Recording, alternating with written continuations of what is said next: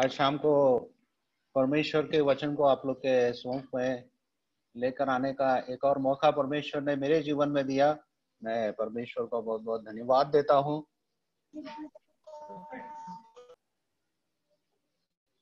आज शाम को और एक बार हम यूहन्ना रचित सुसमाचार उसके चौथे अध्याय में आएंगे। पिछले 3 हफ्ते से मैं यूहन्ना चौथा अध्याय में हूँ और हम आज उसके चौथा अध्याय में आगे पिछले हफ्ते जो देखे उसके आगे हम देखेंगे। और मैं आज पूरा कोशिश करूंगा कि ये सामरी स्त्री का जो घटना है वो कंप्लीट कर पाऊं। चौथा अध्याय यूहन्ना रचित सुसमाचार उसका 31वीं आयत से आगे मैं पढ़ना चाहता हूं। John's gospel chapter 4 and verse 31 onwards. यूहन्ना रचित सुसमाचार चौथा अध्याय 31 से लेकर आगे मैं पढ़ रहा हूं। इस बीच उसके चेलों ने यीशु से यह विनती की, हे रब्बी कुछ खा ले। परंतु उसने उनसे कहा, मेरे पास खाने के लिए ऐसा भोजन है जिसे तुम नहीं जानते। तब चेलों ने आपस में कहा, क्या कोई उसके लिए कुछ खाने को लाया है? यीशु ने उनसे कहा, मेरा भोजन यह है कि अपने भेजने वालों की इच्छा के अनुसार चलूं और उसका काम पूरा करूं। क्या तुम नहीं कहते, कटनी होने में अब भी 4 महीने पड़े हैं? देखो मैं तुमसे कहता हूं, अपनी आंखें उठाकर खेतों पर दृष्टि डालो कि वे कटनी के लिए पक चुके हैं। काटने वाले मजदूरी पाता और अनंत जीवन के लिए फल बटोरता है, ताकि बोने वाला और काटने वाला दोनों मिलकर आनंद करे। क्योंकि यहाँ पर यह कहावत ठीक बैठती है, बोने वाला और है और काटने वाला और। मैंने तुम्हें वह खेत काटने के लिए भेजा जिससे तुमने परिश्रम नहीं किया। दूसरों ने परिश्रम किया और तुम उनके परिश्रम के फल में भागी हुए। परमेश्वर अपने वचन के पढ़े जाने पर अपनी आशीष को दे। मत्ती के सुसमाचार उसका 18वां अध्याय और उसके 12 से लेकर 14 तक यदि हम पढ़े तो वहां पे प्रभु यीशु मसीह एक दृष्टांत को कहता है। हम लोग सब उस दृष्टांत को जानते हैं। और वैसे ही वो लूका उसके 15वां अध्याय में भी वो दृष्टांत को प्रभु यीशु मसीह कहता है। वो दृष्टांत ये है कि एक व्यक्ति के 100 भेड़ थे और उनमें से एक भेड़ जो है वो खो गया। वहां पे हम पढ़ते हैं कि वो जो व्यक्ति है जिसके जो मालिक है वो उस 99 भेड़ को पहाड़ों में छोड़कर एक भेड़ को ढूंढ के जाता है और जब उसे मिल जाता है उसके जीवन में बहुत खुशी और आनंद मिलती है। उसका एक प्रैक्टिकल उदाहरण हम प्रभु यीशु मसीह ने यहाँ पे जो कार्य को किया उससे हम देखते हैं। प्रभु यीशु मसीह ने इजरायली लोगों को छोड़कर सामरी में गया और इस एक स्त्री को ढूंढकर वहां पे पहुंच गया और इस स्त्री को प्रभु के लिए जी दी और उसके कारण हम देखते हैं कितनी बड़ी एक बेदारी उस गांव में आती ना। Jesus left the 99 and found this one person who was lost.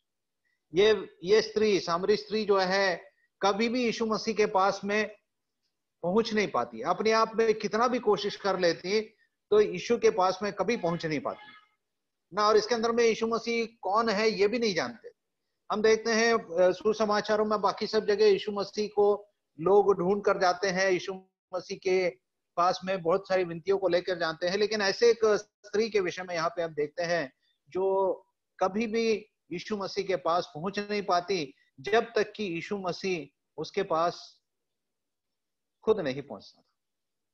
प्रियो, एक नजर हमारे चारों तरफ में यदि डाल कर देखें और प्रभु यीशु मसीह अपने चेलों को भी आगे यही कहता है ना। एक बार अपना नजर चारों तरफ में उठा के देखें, हजारों लाखों करोड़ों की संख्या में ऐसे लोग पड़े हैं जो प्रभु के पास कभी भी नहीं पहुंच सकते जब तक कि कोई व्यक्ति उनको पास में जाकर उन्हें प्रभु यीशु मसीह के बारे में नहीं बता पाएगा। यहाँ पे प्रभु यीशु मसीह इस स्त्री को प्रभु के लिए जीत जाता है। इससे पहले 27वीं आयत में हमने देखा, देखो 27वीं आयत पिछले हफ्ते हम देखे थे, उसमें देखते हैं, इतने में उसके चेले आ गए और अचंभा करने लगे कि वह स्त्री से बातें कर रहा है। तो अभी किसी ने ना पूछा तू क्या चाहता है या किस लिए उससे बातें करता है। हम शिष्यता के बहुत अच्छे एक गुण को यहाँ पे हम देखते हैं ये चेले लोग, प्रभु यीशु मसीह के जो शिष्य थे, ये लोग यीशु के पास में आते हैं तो ऐसी एक घटना को देखते हैं जो उनके सोच और समझ के बाहर है। ये यीशु मसीह एक स्त्री से बात कर रहा है, उन दिनों में वो संभव नहीं था, और वो भी एक सामरी स्त्री से, और आश्चर्य करते हैं। लेकिन एक बात उन लोगों ने अच्छा किया, उन्होंने अपने मुंह खोलकर कुछ पूछा नहीं। कई बातें जो प्रभु करता है शायद हमको समझ में नहीं है। आज भी हम लोग कई बातों को जब हमारे जीवन में या दुनिया में होती है तो कई बार हम भी सोचते हैं ऐसा क्यों हो रहा है। शिष्यता का एक गुण को हम देखते हैं यहाँ पे, चुपचाप रहकर जब प्रभु कार्यों को कर रहा हमारे समझ के बाहर है तो ये भरोसा रखें, ये विश्वास रखें कि प्रभु जो कर रहा है सारी बातें मिलकर अच्छाई भलाई के लिए होता है। ये चेले लोग वहां पे चुपचाप उस बात को सुनकर, उसके आगे 29वीं आयत में पिछले हफ्ते हमने देखा था, यहाँ पे हम देखते हैं कि स्त्री ने अपना घड़ा छोड़कर सामरिया में गई और सामरिया में जितने लोग थे सब लोगों को यीशु के विषय में बता दिए। और क्या कहा, कैन दिस बी क्राइस्ट? उन्होंने क्या, कहीं यही तो मसीह नहीं है? इतने बात बोलकर वो चले गए। उन्होंने, स्त्री ने ये नहीं बोला कि देखो वहां पे मसीहा मुझे मिल गया है और वही मसीह है। ये सारी बातें शायद स्त्री जानती नहीं थी। स्त्री का प्रभु यीशु मसीह के प्रति ज्ञान बहुत कम था। इतना जानती थी कि मसीहा आने वाला है, हमें सारी बातें बता देगा। और स्त्री का ज्ञान कितना अधूरा था, लेकिन उस अधूरे ज्ञान को भी लेकर ये स्त्री क्या करती है, इनको पास में जाके यीशु को इंट्रोड्यूस कर देती है। बस हमें भी जरूरत आज ये है कि हम यीशु को लोगों तक इंट्रोड्यूस कर पाए। यीशु को इंट्रोड्यूस करने वाला एक व्यक्ति चाहिए। बाकी उनका काम है कि वो आके देखे कि मसीहा कौन है, मसीह वाकई में यीशु मसीह है या नहीं। ये सारी बातें उनको जानना अपने समय में। ऐसा नहीं है कि सुसमाचार सुनाने के लिए हम पूरा बाइबल कॉलेज में जाके पूरा बाइबल पढ़ लेंगे उसके बाद ही सुसमाचार सुनाएंगे, ऐसा कोई जरूरी नहीं।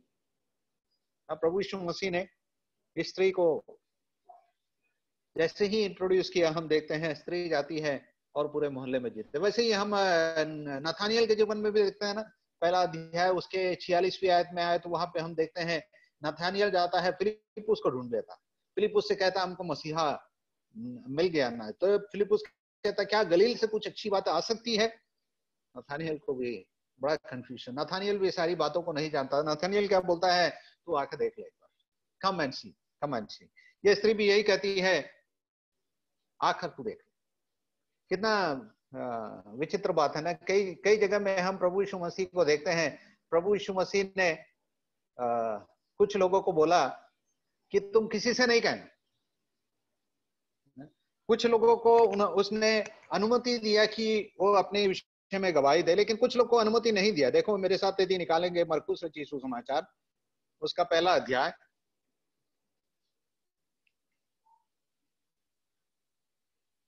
और उसके 43वीं आयत को हम पढ़ेंगे। मरकुस रचित सुसमाचार पहला अध्याय और उसके 43वीं आयत। तब उसने उससे चिताकर तुरंत विदा किया और उससे कहा, देख किसी से कुछ मत कहना, परंतु जाकर अपने आप को याजक को दिखा और अपने शुद्ध होने के विषय में जो कुछ मूसा ने ठहराया है उससे भेंट चढ़ा कि उन पर गवाही हो। यहाँ पे हम देखते हैं यीशु मसीह उस कोढ़ी जो शुद्ध हो गया था उससे कहता है, देख तू किसी को मत कहना मेरे बारे में, लेकिन जा अपने आप को याजक को जाकर दिखा।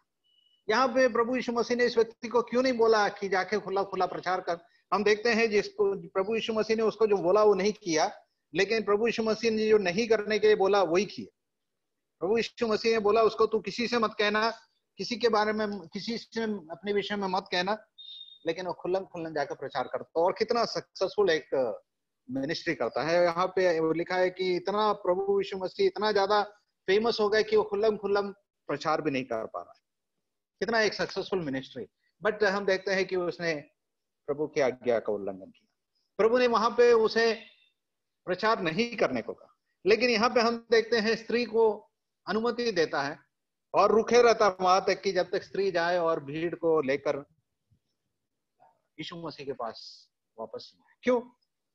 आप कभी सोचा है क्यों प्रभु यीशु मसीह ने स्त्री को अनुमति देता है? यदि हम बारीकी से थोड़ा देखेंगे तो हमें जानने मिलता है कि जहां जहां लोगों ने यीशु मसीह को पहचान लिया है कि यीशु मसीह कौन है, वहां वहां यीशु मसीह ने अनुमति दिया उसके विषय में प्रचार करने के लिए। लेकिन जो कोढ़ी था वो प्रभु यीशु मसीह के विषय में ज्यादा कुछ जानता नहीं। वो क्या जाकर प्रचार करता है कि देखो सारे लोग आओ, यीशु मसीह कोढ़ से छुटकारा देता है या चंगाई देता है। और खुलम खुलम यही हुआ कि सारे लोग जितने बीमार थे, जितने लंगड़े, जितने कोढ़ी थे, सब यीशु के पास आने लगे। ये प्रभु कभी भी नहीं चाहता था। प्रभु निश्चित रूप से उनको चंगाई दिया, लेकिन प्रभु यीशु मसीह एक चंगाई देने वाला व्यक्ति के रूप में पहचानना नहीं चाहता और इसलिए प्रभु यीशु मसीह उसे अनुमति नहीं देता। लेकिन यहाँ पे हम देखते हैं ये स्त्री ने यीशु मसीह को पहचान लिया। यीशु मसीह अपने आप को उसके सामने प्रकट किया और कहा मैं ही मसीहा हूं। जब ये स्त्री ने यीशु को पहचान लिया और इसकी पहचान सही पहचान हो गई, तब हम देखते हैं यीशु मसीह इसे अनुमति देता है। इसे कुछ नहीं बोलता है कि तू किसी से मत कहना, लेकिन ये जाती है और अपने गांव में जाकर इंट्रोड्यूस कर देती है, देखो कहीं यही तो मसीहा नहीं है।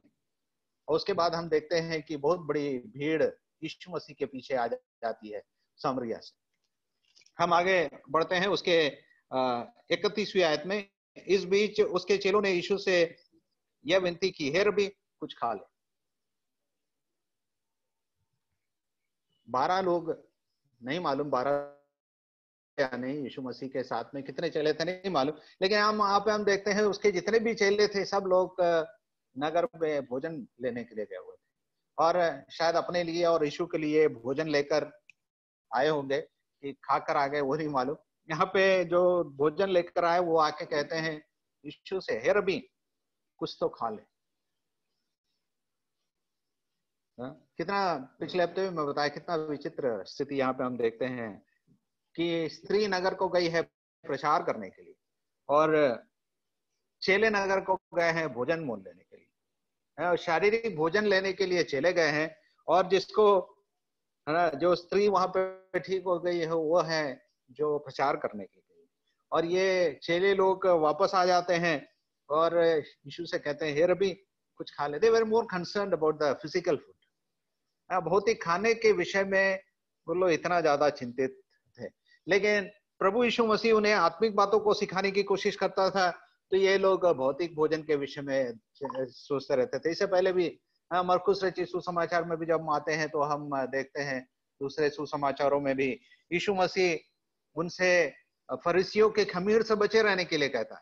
तो वो लोग यही सोचते हैं कि हम लोग रोटी नहीं लिए, इसलिए प्रभु यीशु मसीह ये बातों को कहता है। प्रभु यीशु मसीह फिर पूछता है, अब 5 रोटी और 2 मछली से 5000 लोग खिलाए, कितना टोकरी बच गया है ना। उसके बाद 4000 लोगों को खिलाया, कितना टोकरी बच गया। तुम फिर क्यों चिंता करते हो कि हमने रोटी नहीं लिया। यहाँ पे भी हम देखते हैं उनकी चिंता भौतिक है, हे प्रभु कुछ खा ले कुछ खा ले कुछ खा ले। लेकिन यीशु मसीह की चिंता कितनी आत्मिक है। यीशु मसीह क्या उत्तर देता है यहाँ पे, परंतु उसने उनसे कहा, मेरे पास खाने के लिए ऐसा भोजन है जिसे तुम नहीं जानते। तब चेलों ने आपस में कहा, क्या कोई इसके लिए कुछ खाने को लाया है। यीशु मसीह यहाँ पे कहता है, मेरे पास खाने के लिए ऐसा भोजन है जिसे तुम नहीं जानते। प्रभु यीशु मसीह उन्हें आत्मिक बातों को कहता है। उसका भोजन क्या है आगे कहता है। यहाँ पे कोई उसके लिए खाना लेकर नहीं आया है जैसे ये चेले लोग डाउट करते हैं। तब चेलों ने आपस में कहा, क्या कोई उसके लिए कुछ खाने को लाया है। यीशु ने उनसे कहा, मेरा भोजन यह है कि अपने भेजने वाले की इच्छा के अनुसार चलूं और उसका काम पूरा करो। यहाँ पे हम देखते हैं यीशु मसीह एकमात्र व्यक्ति है इस जगत में जो परमेश्वर की सिद्ध इच्छा में चला। Jesus lived in the perfect will of God. यीशु मसीह अपने भोजन के विषय में कहता है कि मेरा भोजन जो है यह है कि अपने भेजने वाले की इच्छा के अनुसार चलूं और उसका काम मैं पूरा करता हूं। यहाँ एक्चुअली जो भोजन हमारे पेट के अंदर जाता है उसके विषय में नहीं कह रहा है यीशु मसीह। लेकिन यीशु मसीह अपने जीवन के पूरे जीवन को ध्यान में रखते हुए प्रभु यीशु मसीह कहता है, मेरा जीवन सिर्फ खाना पीना नहीं, मेरा जीवन खाना पीना नहीं है, लेकिन मेरा जीवन क्या है, मैं किस लिए आया हूं, मेरा भोजन या मेरा जीवन यह है कि मैं अपने भेजने वाले की इच्छा के अनुसार चलूं और उसका काम पूरा करूं। इस धरती में कोई भी व्यक्ति नहीं जो परमेश्वर की सिद्ध इच्छा पर चला हो सिवाय यीशु मसीह। यीशु मसीह को हम देखते हैं कि वो परमेश्वर की पूर्ण इच्छा पे चला, हर परिस्थिति में, हर समय पिता को जो इच्छा था उसने पूरा किया। और फिलिपियों में कहता है यहाँ तक कि मरते दम तक भी उसने परमेश्वर की आज्ञा का पालन किया। He obeyed till death। क्रूस की मृत्यु, हाँ क्रूस की मृत्यु भी उसने सह ली, मरते दम तक भी प्रभु की इच्छा को पूरा किया। और मरने से पहले हम देखते हैं जब वो प्रार्थना कर रहा था गत्सेमने के उस बगीचे में, तभी भी वो क्या प्रार्थना करता है, हे प्रभु हो सके तो कटोरा मेरे से उठा लिया जाए, लेकिन फिर भी मेरी इच्छा नहीं तेरी इच्छा हुई। परमेश्वर की इच्छा को पूरा करने के लिए उसके जीवन में कितना बड़ा एक बोझ था, परमेश्वर की इच्छा को पूरा करना। यहाँ पे उसका भोजन यानी उसका पूरा जीवन हम देखते हैं, वो कहता है मेरा जीवन का उद्देश्य है कि मैं परमेश्वर की इच्छा को पूरा करूं। ऐसी एक स्टेटमेंट हम पौलुस के जीवन में भी हम देखते हैं ना। पौलुस उसका तीसरा अध्याय मेरे साथ निकालो, पौलुस फिलिपियो उसका तीसरा अध्याय में, फिलिपियंस चैप्टर 3, वहां पे पौलुस क्या कहता है देखो, उसके 19वीं आयत, फिलिपियो 3 का 19, उनका अंत विनाश है, उनका ईश्वर पेट है, वे अपनी लज्जा की बातों पर घमंड करते हैं और पृथ्वी की वस्तुओं पर मन लगाए रहते। यहाँ पे ऐसे लोगों के विषय में लिखा है जिनके हृदय, जिनका मन इस धरती में लगा हुआ है, ना पृथ्वी की वस्तुओं पर मन लगाए रहते हैं, और उनका ईश्वर पेट। वो क्यों जीते हैं? पेट के लिए जी रहे हैं, यानी कि शरीर के लिए जी रहे हैं। पौलुस यहाँ पे कहता है ऐसे लोग हैं जो शरीर के लिए जी रहे हैं, उन जीने का उद्देश्य ही भौतिक चीजों को पूरा करना है। एक व्यक्ति, एक बच्चा जब पैदा हो जाता है, कहा जाता है कि मुट्ठी बंद करके आता है, मैं कमाऊंगा, मैं कमाऊंगा, मैं कमाऊंगा, मैं करूंगा। और जब से पैदा होता है, सांस लेने चलता है, तब से दौड़ना उसका चालू होता है, भागते रहता है, भागते रहता है, भागते रहता है ना, मृत्यु दम तक। क्या करना है? बहुत काम करना है, भौतिक चीजों को इकट्ठा करना है, इकट्ठा करने में लगा रहता है। लेकिन प्रभु यीशु मसीह यहाँ पे कहता है मेरे जीवन का उद्देश्य वो नहीं। व्यक्ति इकट्ठा करने के लिए सोचता है, लेकिन कहते हैं कि मरता है तो उसकी मुट्ठी खोल के चला जाता है। इस धरती में बहुत कुछ कमा लेता है, लेकिन कोई कुछ भी चीज उसके साथ में नहीं जाती है, सब वो छोड़ के चला जाता है। प्रभु यीशु मसीह यहाँ पे कहता है मेरा जीवन, मेरा भोजन यह है कि मैं अपने भेजने वाले की इच्छा को पूरी करूं। मेरा भोजन यह है कि मैं अपने भेजने वाले की इच्छा के अनुसार चलूं और उसके काम को पूरा करूं। प्रभु यीशु मसीह के सिवाय और कोई इतनी सही तरीके से परमेश्वर की इच्छा को पूरा नहीं किया। He obeyed the Lord, he obeyed the Father। यदि कहा जाए तो एक्चुअली प्रभु यीशु मसीह यहाँ पे क्या कह रहा है, दैट इज एक्चुअली इस मिशन स्टेटमेंट। एक तरीके से बोला जाए तो अपने जीवन का एक मिशन स्टेटमेंट वो कह रहा है। पूरा प्रभु यीशु मसीह के आने के उद्देश्य को प्रभु यीशु मसीह यहाँ पे कह रहा है। It is like a mission statement. मेरे जीवन एक जीने का, मेरे इस धरती में आने का उद्देश्य क्या है? मेरा आने का उद्देश्य है कि मेरे पिता की इच्छा को मैं पूरा करूं। एक जीने का एक सही तरीका बताया जाए तो यही क्या है, understanding that you are sent by God. हम यदि ये पहचान ले कि हम भेजे हुए लोग, हम इस धरती में आने से पहले हमको परमेश्वर ने इस धरती में भेजा है। प्रभु यीशु मसीह क्या कहता है, मैं परमेश्वर की इच्छा, मेरे भेजने वाले की इच्छा को पूरी करने के लिए आया। तो ये जीने का तरीका यही है कि हम भी अपने आप में ये सीख ले कि हमें परमेश्वर ने इस धरती में भेजा है। हम अपने आप में ऐसी पैदा नहीं हुए। हम जिस परिस्थिति में रहते हैं, जिस घर में रहते हैं, जो मोहल्ले में रहते हैं, जो पेरेंट्स हमारे हैं, जो बच्चे हमारे हैं, हमारे पति या पत्नी, जो कोई भी है, जो भी परिस्थिति हमारे जीवन में है, ये सब परमेश्वर के द्वारा बनाया हुआ है। परमेश्वर ने इसको सब सोच समझ के हमें वहां पे उस परिस्थिति में रखा है। We have been sent by God। परमेश्वर ने हमें भेजा है उस परिस्थिति में, और इसलिए परमेश्वर हमको पहले से ही जानता था और उस परिस्थिति में भेजा है ताकि हम उस परिस्थिति को जानकर वहां पे एक अच्छे उत्तम गवाह के रूप में रखें. Understand that you are sent by God. Or secondly, understand that you have a purpose here on earth that is not within yourself. कि परमेश्वर का मेरे और आपके जीवन में एक उद्देश्य है, और उद्देश्य मेरे अंदर में नहीं है, परमेश्वर के अंदर. मेरे भेजने वाले की इच्छा को पूरा करना मेरे जीवन का उद्देश्य. क्या हमने परमेश्वर की इच्छा को जाना है? क्या हम विश्वास करते हैं कि हम भेजे हुए हैं और हम जो भी परिस्थिति में आज रहते हैं वो परमेश्वर की इच्छा के अनुसार है?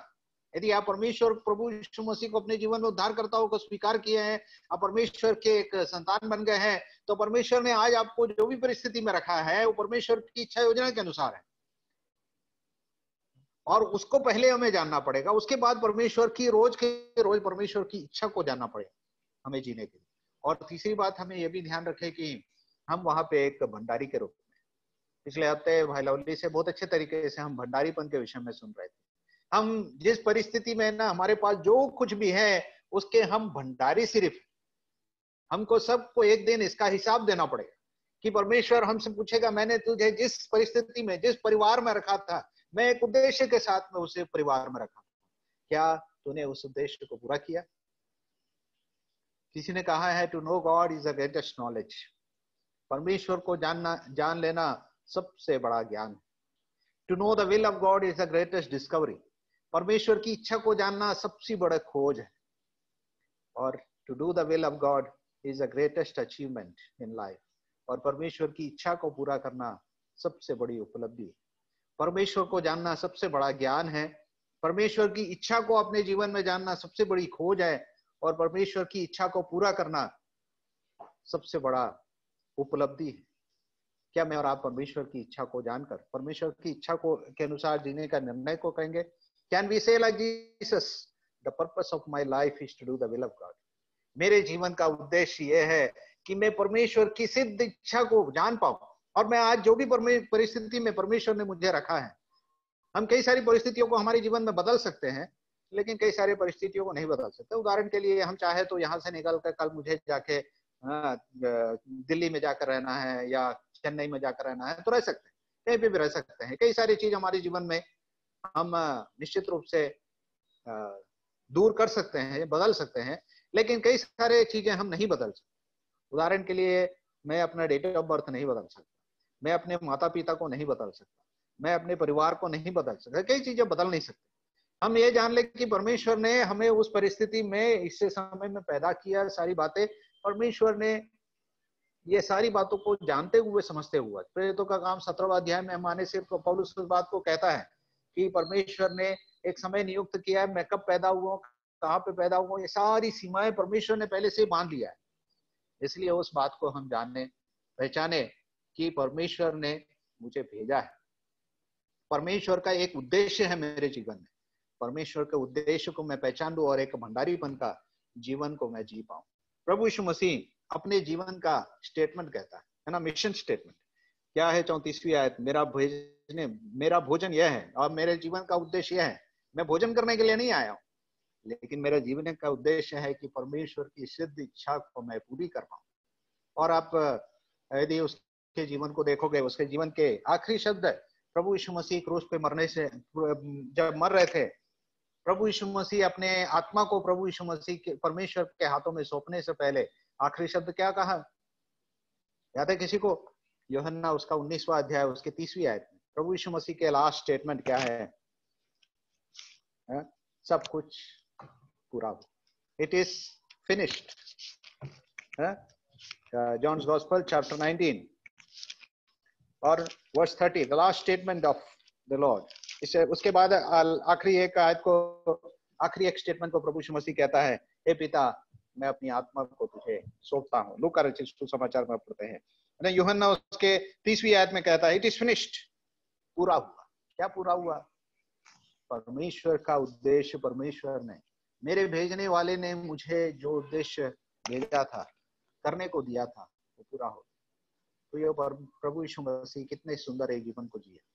परमेश्वर की सिद्ध इच्छा को पूरा किया और मरते वक्त कहता है पूरा हो गया। हे पिता, मैं अपनी आत्मा को तुझे सौंपता हूं।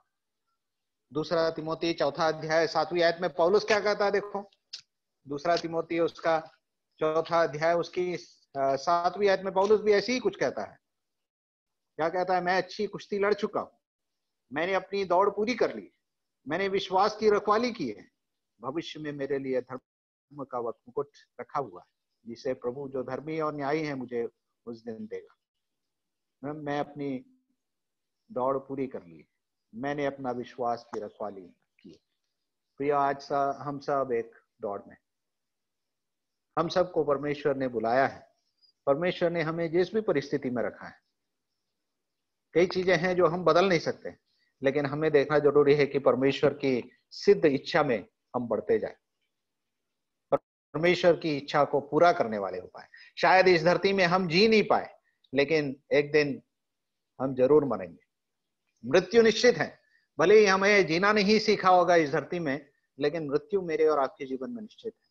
क्या हम मरने से पहले कह पाएंगे कि मेरे को परमेश्वर ने जिस उद्देश्य से भेजा था मैंने पूरा कर लिया? यीशु कहता है सब कुछ पूरा हुआ। 35वीं आयत से आगे पढ़ेंगे। क्या तुम नहीं कहते, यूहन्ना 4 अध्याय 35वीं आयत, क्या तुम नहीं कहते कटनी होने में अब भी 4 महीने पड़े हैं? देखो मैं तुमसे कहता हूं, अपनी आंखें उठाकर खेतों पर दृष्टि डालो कि वे कटनी के लिए पक चुके। प्रभु यीशु मसीह यहाँ पे इन चेलों को कहता है कि आंख उठाकर देखो। किसमें? कहां देखो? खेतों में देखो। कटनी होने में अब भी 4 महीने पड़े हैं तुम कहते हैं। हम जानते हैं कि जब धान बोने वाला, जो धान बीज बोने के लिए निकलता है, तब से लेकर उसके कटनी के समय तक, from the time he sow to the time he reaps, जब उससे बोता है और जब उससे काटता है, इन दोनों के बीच में करीब 4 महीने का या करीब करीब 120 दिन का फर्क है। और ये लोग कहते हैं, उसी कहावत को यहाँ पे प्रभु कहता है, कटनी होने में अब भी 4 महीने पड़े हैं। जब आदमी एक बोने के लिए जाता है, बीज बोने के लिए जब निकलता है, बोने के बाद से कटते तक 4 महीने का टाइम है। प्रभु यहाँ पे क्या कहता है? देखो मैं तुमसे कहता हूं, अपनी आंखें उठाकर खेतों पर दृष्टि डालो कि वे कटनी के लिए पक चुके। कौन से?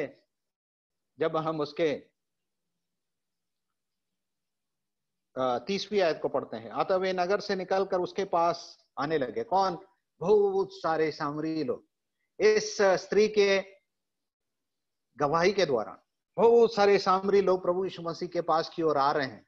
तो प्रभु यीशु मसीह इन चेलों को देखकर कहता है, आंख उठाकर देखो, वो सामरी लोग जो आ रहे हैं। अपनी आंखें उठाकर ऊपर की ओर देखो। पहले कहता है ऊपर की ओर देखो, और फिर क्या कहता है? अपनी आंख उठाकर चारों तरफ देखो, ये सामरी लोग जो चारों तरफ से आ रहे हैं। और फिर उनसे कहता है, दृष्टि डालो कि वे कटनी के लिए पक चुके। ये शिष्यों को प्रभु यीशु मसीह एक बोझ देना चाहता था, एक दर्शन देना चाहता है, आत्मिक दर्शन देना चाहता है। इनके अंदर में बोझ डालना चाहता है कि उन लोगों के विषय में जो नाश हो रहे हैं, जो परमेश्वर को नहीं जानते हैं, उन लोगों के विषय में एक बोझ देना चाहता है। तो उनकी चिंता क्या है? क्या खाने को मिलेगा? प्रभु कुछ हाल है। उनके जीवन में यही था कि खाना खाना खाना। हम तो इस धरती में जीने के लिए, खाने के लिए आए। प्रभु यीशु मसीह उनको अपनी आंखें उठाकर परमेश्वर की ओर देखने के लिए और फिर लोगों को देखने के लिए कहता है, और कहता है 4 महीने की जरूरत नहीं है, तुम आंखें उठाकर देखो, ये लोग तैयार हो गए, ये लोग सब आ रहे हैं, और तुम तैयार हो जाओ काटने के लिए, न बोने के लिए, काटने के लिए। प्रभु यीशु मसीह इनको एक दर्शन देना चाहता है उन नाश होने वाले आत्माओं के विषय में। यीशु मसीह ने पतरस को भी यही बात कहा ना, अब से तुम मछली पकड़ा करो। प्रभु ने इनको बहुत बड़ा एक दर्शन देना चाहता था, और इसलिए प्रभु यीशु मसीह यहाँ पे कहता है, अपनी आंखें उठाकर देखो। क्या हमने अपनी आंखें उठाकर देखना सीखा है? क्या हम अपने चारों तरफ में अपनी आंखों उठाकर देख पा रहे हैं भीड़ को? हमारे साथ में कई बार समस्या इसी एक मिलता जुलता भाग में आप लोग के समझ में और पढ़ना चाहता हूँ। देखो मत्ती रचित सुसमाचार उसका 9वां अध्याय में जब हम आते हैं, मत्ती उसका 9वां अध्याय, वहां पे भी प्रभु यीशु मसीह कुछ ऐसा ही कहता है। मत्ती 9 उसके 35वीं आयत से। यीशु सब नगरों और गांवों से फिरता रहा और उनके आराधनालय में उपदेश करता और राज्य का सुसमाचार प्रचार करता और हर प्रकार की बीमारी और दुर्बलता को दूर करता। जब उसने भीड़ को देखा तो उसको लोगों पर तरस आया, क्योंकि वे उन भेड़ों के समान जिनका कोई रखवाला ना हो, व्याकुल और भटकते हुए थे। तब उसने अपने चेलों से कहा, पके खेत तो बहुत हैं, पर मजदूर थोड़े हैं। इसलिए खेत के स्वामी से विनती करो कि वह अपने खेत काटने के लिए मजदूर भेज। यहाँ पे भी हम देखते हैं प्रभु यीशु मसीह उन भीड़ को आते हुए देखकर उसका हृदय पिघल जाता है। वो he had compassion when he saw that they are harassed and helpless like sheep without a shepherd, क्योंकि वे उन भेड़ों के समान जिनका कोई रखवाला ना हो, व्याकुल और भटके हुए थे। तब हम देखते हैं प्रभु का हृदय तरस खा गया जब उसने देखा कि ये सारे लोग जो है उस भेड़ों के समान है जिसका कोई चरवाहा नहीं है। और यहाँ पे हम देखते हैं सामरी लोगों को भी प्रभु यीशु मसीह देखकर अपने चेलों को कहता है ये भी वैसी है। He had compassion in his heart। और यीशु मसीह अपने चेलों को कहता है आंखें उठाकर देखो। हमारे साथ में समस्या है कि हम आंख उठाकर नहीं देखते। हम किसको देखते रहते हैं? मेरी पढ़ाई, मेरी नौकरी, मेरा धंधा, मेरा काम, मेरे भौतिक चीजें, इसी पर हम भी मन लगाए रहते हैं। मेरे जीने का उद्देश्य किसी तरीके से कमा लूं, पैसा कमा लूं, बहुत करूं, ये करूं, वो करूं, आप जोड़ सकते हैं। लेकिन हमारे जीवन जीने का उद्देश्य क्या मसीह है? क्या बाकी सारी चीजें हमें नहीं चाहिए? ऐसा नहीं है। लेकिन यदि हमारे जीने का उद्देश्य ही भौतिक चीजें हो जाएगा, ये चेलों के साथ में ऐसी ही गलती हो गई। प्रभु यीशु मसीह उनको देखकर कहता है अपनी आंखें उठाकर देखो, इतनी सारी भीड़ आ रही है, खेत पक चुके हैं, तैयार है एकदम काटने के लिए। और किस तरीके से आगे हम देखते हैं आयतों में, किस तरीके से समरिया के सारे लोग आते हैं, प्रभु को पहचान लेते हैं। आगे हम पढ़ते हैं उसके 36वीं आयत में, काटने वाले मजदूरी पाता और अनंत जीवन के लिए फल बटोरता है, ताकि बोने वाला और काटने वाला दोनों मिलकर आनंद करें। बोने वाला और काटने वाला दोनों मिलकर कैसे आनंद कर सकते? बोने वाला जब बोता है उससे 4 महीने के बाद ही काटने वाला आता है। बोने बोता है उसके 4 महीने बाद ही वो काट सकता है। और बोने वाला जब बीज बोने के लिए जाता है तो रोते हुए जाता है ना। भजन संहिता 126 उसके 5 और 6 को यदि हम पढ़ेंगे तो वहां पे लिखा है, जो रोते हुए बोता है, आंसू बहा बहा के बोता है, खुशी और आनंद के साथ में काटता है। यहाँ पे हम देखते हैं प्रभु यीशु मसीह कहता है समय आ गया, देखो बोने का काटने का समय एक समान, एक साथ मैंने बोया इस सामरी स्त्री के अंदर में, और इतनी सारे जो काटने के लिए बीज जो है वो पेड़ जो है तैयार हो एक साथ मिलकर काटने वाला, ताकि बोने वाला और काटने वाला दोनों मिलकर आनंद करें। आओ हम मिलकर आनंद करें, क्योंकि ये सामरी लोग प्रभु यीशु मसीह को पहचान लिए। और समरिया के एक स्त्री, एक के जीवन में प्रभु यीशु मसीह ने बीज डाला, और देखो आज फटाक से कितना तैयार हो गया। 4 महीने की जरूरत नहीं है, अभी तैयार है, प्रभु यीशु मसीह कहता है। मिशंस में कुछ समय पहले हम भाई लैंडसी से बहुत अच्छे तरीके से सुन रहे थे। हमें आंख उठाकर देखने की जरूरत है, हमें जाने की जरूरत है। कब जाने की जरूरत है? 4 महीने बाद नहीं, लेकिन अभी जाने की जरूरत है। लेकिन कौन जाएगा? कौन देख रहा है भीड़ को? चारों तरफ में, रायपुर के चारों तरफ में देखे, छत्तीसगढ़ में देखे, कितनी सारी जगह है, कितने सारे डिस्ट्रिक्ट्स है, कितने सारे शहर और विलेजेस है जहां पे कोई गया नहीं। और जब तक कोई जाएगा नहीं, वो लोग प्रभु में आएंगे भी नहीं। इस सामरी स्त्री तक पहुंचने के लिए प्रभु यीशु मसीह कितनी सारी रुकावटों को दूर करके प्रभु यीशु मसीह इस सामरी स्त्री के पास में पहुंचा। हमारे चारों तरफ में बहुत सारी रुकावटें हैं। आज हमारा घर बार है, हमारी परिस्थितियां हैं, हमारे बच्चों की नौकरी, पढ़ाई, जो कुछ भी होगा, और भी बहुत सारी रुकावटें मेरे और आपके जीवन में आती है। यदि हम इस रुकावटों को दूर नहीं कर पाएंगे ना, हम कभी भी ऐसे लोग तक पहुंच नहीं पाएंगे जो प्रभु यीशु मसीह तक आज नहीं पहुंचे। कम से कम एक बार इंट्रोड्यूस करना मेरा और आपका काम है। यीशु मसीह देखो किस तरीके से इस स्त्री को इस्तेमाल करता है। एक ऐसी स्त्री जो जिसके अंदर में कोई खासियत नहीं। She was mean and weak, ऐसी एक स्त्री जिसके अंदर में कोई खासियत नहीं, कोई खूबी नहीं। और पहला कुरिन्थियों उसके पहला अध्याय उसकी 26वीं आयत को हम पढ़े हैं, उसके आगे वहां पे लिखा है हमारे अंदर में कोई योग्यता नहीं। क्या परमेश्वर ने मुझे और आपको कुछ खासियत देखकर चुना है? पहला कुरिन्थियों उसका पहला अध्याय उसके 26वीं आयत से देखो, हे भाइयों, अपने बुलाए जाने को तो सोचो कि ना शरीर के अनुसार बहुत ज्ञानवान और ना बहुत सामर्थी और ना बहुत कुलीन बुलाए गए, परंतु परमेश्वर ने जगत के मूर्खों को चुन लिया है कि ज्ञानवानों को लज्जित करे, और परमेश्वर ने जगत के निर्बलों को चुन लिया है कि बलवानों को लज्जित करे।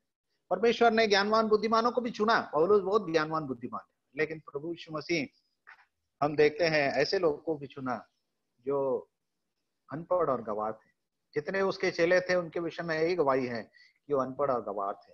यहाँ पे हम देखते हैं प्रभु यीशु मसीह इस स्त्री को भी इस्तेमाल करता है जो अनपढ़ और गवार थी और कभी भी उसके अंदर में कोई खासियत नहीं। और ये स्त्री की गवाही के कारण कितने सारे लोग आ गए। ये स्त्री के कोई खासियत के कारण ये लोग नहीं आए, लेकिन ये स्त्री का बदला हुआ जीवन इनके लिए बहुत बड़ा एक चुनौती का कारण बन गया, जिसके कारण ये लोग बहुत सारे लोग सामरिया के बहुत सारे लोग प्रभु यीशु मसीह पे आ पाए। कुछ समय पहले भाई साजू ब्रदर ने एक छोटा सा एक पोस्ट डाला था, यदि आप लोग को याद होगा क्या नहीं मालूम, विलियम खेरे के विषय में। Is called as the father of missions in India. ये आज से करीब 200 साल पहले वो इंग्लैंड से भारत में आए और कितने बड़े कार्य को कर गए। He is a great man of God. परमेश्वर के कितना बड़ा एक व्यक्ति जो क्या काम करता था, यदि आप उसके जीवन को पढ़ के देखोगे, प्रभु यीशु मसीह को अपने जीवन में जानने से पहले वो एक मोची का काम करता था। वो लंदन की सड़कों में बैठकर लोगों के जूते सीला करता था। कोई पढ़ाई नहीं, कुछ नहीं, लेकिन किसी ने उसे सुसमाचार सुना दिया और प्रभु यीशु मसीह को अपने जीवन में जान लिया। उसके बाद वो कलीसिया में जाके अगुवे लोगों से कहा कि मेरे को भारत जाना, मिशनरी बन के। तो उन्होंने कहा कि भारत में यदि मिशनरी बनना की जरूरत है तो भारत में कोई खड़ा हो जाएगा, तेरे को जाने की जरूरत नहीं। लेकिन वो नहीं माना। उसके हृदय में परमेश्वर के सुसमाचार को लेकर भारत में आने की बहुत इच्छा थी, और वो शादी कर लेता है। उसकी पत्नी भी उसके साथ में आने को तैयार नहीं। फिर किसी तरीके से भारत देश में मना के पहुंच जाता है। जब भारत देश में कलकत्ता में आता है तो यहाँ पे जो इंग्लैंड ब्रिटिशर्स लोग थे उसको भगा देते, बोलते हैं कि तू यहाँ पे सेवकाई नहीं कर सकता, हम तुझे अनुमति नहीं देंगे। और फिर दूसरों के साथ में मिलकर बड़ी मुश्किल से कलकत्ता में अपनी सेवकाई करता है। उसका जो पहला बेटा था उसके वहां पे मृत्यु हो जाती है कलकत्ता में 5 साल की उम्र में, तो उसको वहीं पे उसे गाड़ना पड़ता है।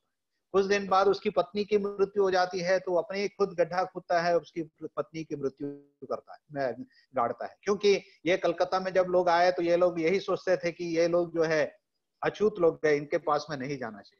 और सेवकाई करता रहा, लेकिन कोई प्रभु में नहीं है उन दिनों में हम देखते हैं। लेकिन आज जब हम मुड़कर देखते हैं, कितनी बड़ी एक बदलाव का कारण इस भारत में आकर हमें सिखाने वाला, हमें मिशन सिखाने वाला, प्रभु यीशु मसीह के बारे में बताने वाला एक कितना बड़ा एक व्यक्ति था। वो संस्कृत का, बंगाली का और अंग्रेजी का प्रोफेसर था। सरामपुर यूनिवर्सिटी उसी ने चालू किया। इंडिया में पोस्टल डिपार्टमेंट उसी ने चालू किया। इंडिया में पोस्ट ऑफिस नहीं था उसके आने से पहले, इंडिया में पोस्ट ऑफिस उसी ने चालू किया। इंडिया में प्रिंटिंग प्रेस नहीं था, इंडिया में प्रिंटिंग प्रेस सबसे पहला प्रिंटिंग प्रेस उसी ने चालू किया। कितनी बड़ी उपलब्धि। करीब 36 भाषाओं में उसने बाइबल और उसके भाग को अनुवाद कर डाला। एक व्यक्ति जो अनपढ़ और गंवार था, उसने अपने आप को पूरे तरीके से प्रभु के हाथों में दे दिया। तो प्रभु यीशु मसीह ने उसको इस्तेमाल करके कितनी बड़ी एक बेदारी को दिया। ये स्त्री का जीवन बदल गया। प्रभु यीशु मसीह किसी को भी इस्तेमाल कर सकता है। परमेश्वर तो गधे को भी इस्तेमाल कर सकता है, लेकिन परमेश्वर के हाथों में हम अवेलेबल है या नहीं, यह है सबसे बड़ी महत्वपूर्ण बात। हम आगे बढ़ते हैं। उसके 39वीं आयत से आगे पढ़कर जल्दी से मैं समाप्त करूंगा, 5 मिनट मेरे पास बचा है। 39वीं आयत 39। उस नगर से बहुत से सामरियों ने उस स्त्री के कहने से यीशु पर विश्वास किया, क्योंकि उसने गवाही दी थी, उसने सब कुछ जो मैंने किया है मुझे बता दिया। इसलिए जब ये सामरी उसके पास आए तो उसने उससे विनती करने लगे कि हमारे यहाँ रह। अतः वह वहां 2 दिन तक रहा। उसके वचन के कारण और भी बहुत से लोगों ने विश्वास किया और उस स्त्री से कहा, अब हम तेरे कहने ही से विश्वास नहीं करते, क्योंकि हमने आप ही सुन लिया है और जानते हैं कि यह सचमुच में जगत का उद्धार करता है। इस स्त्री के गवाही के कारण कई सारे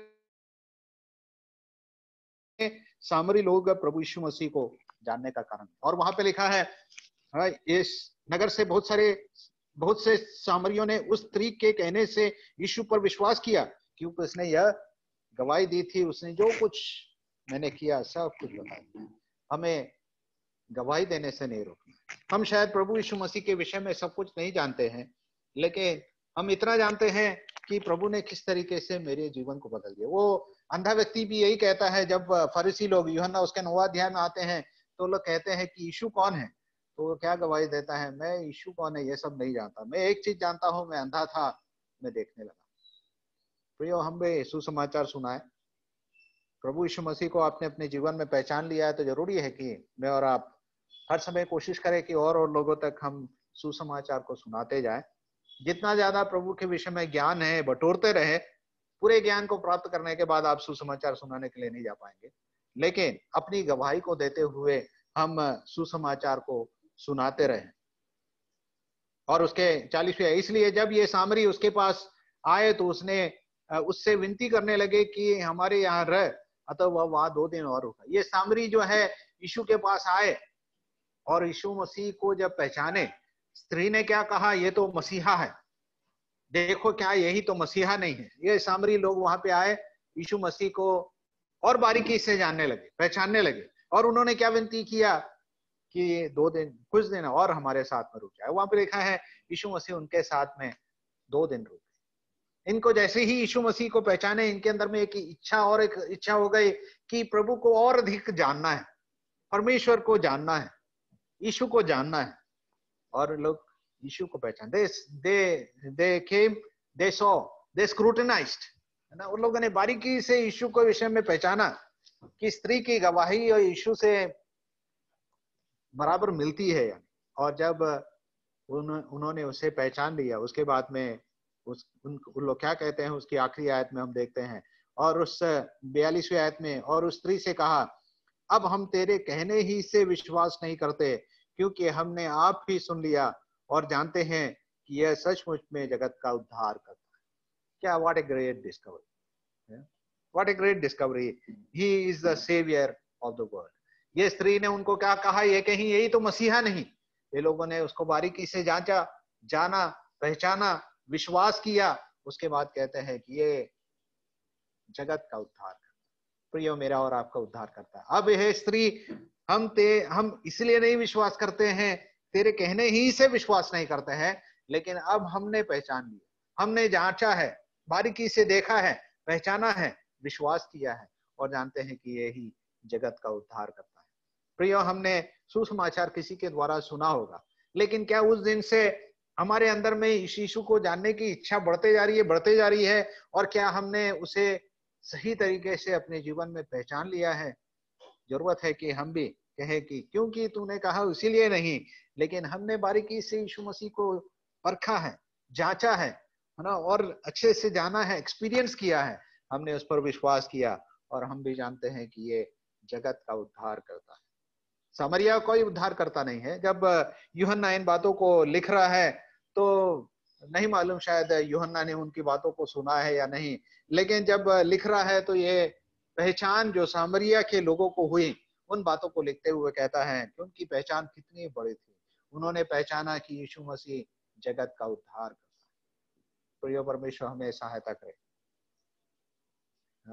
प्रभु यीशु मसीह उस 99 को छोड़कर एक भेड़ को ढूंढ कर निकाला, उससे उद्धार दिया।